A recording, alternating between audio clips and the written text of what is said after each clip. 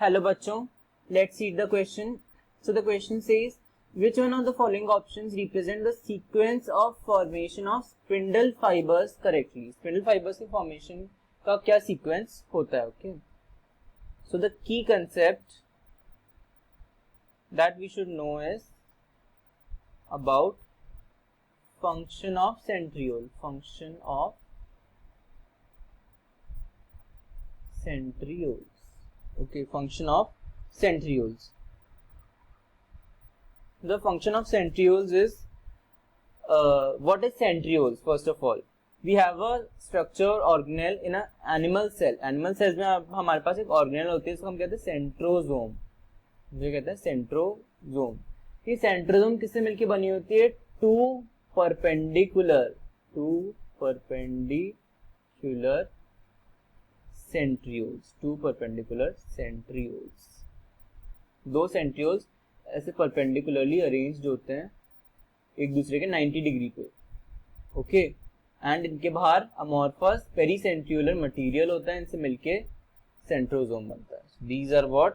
These are the क्या है? दो centrioles. These are the centrioles. अब सेंट्रियोल्स का क्या फंक्शन होता है? Centrioles form the basal body of cilia और flagella. Basal body of cilia और फ्लैजिला. बेसल बॉडी से क्या बनेगा फिर आगे? सीलियम और flagella.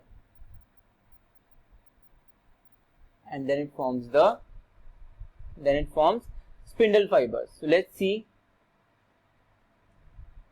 what is basal body. हमें पता है कि this is a bacterial cell envelope. This is bacterial cell envelope. Okay, ये हमने मान लिया कि it is a bacterial cell envelope. ये हमारा bacterial cell envelope है. So let's talk about flagella. Flagella का क्या होता है? Flagella में तीन parts होते हैं. पहला तो यहाँ पे होता है बेसल बॉडी.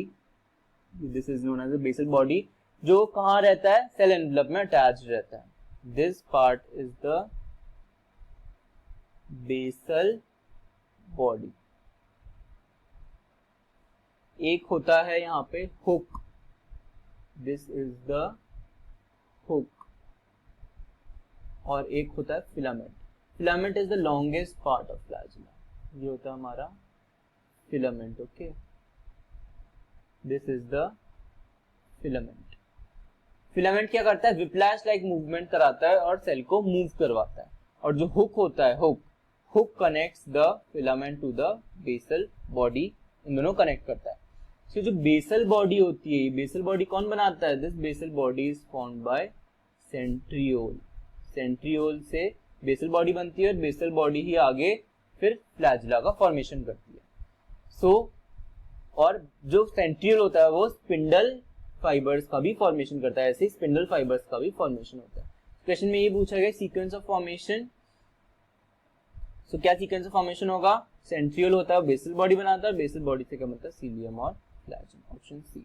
लिटिल बिट इस क्वेश्चन में grammatical or we should say human error है.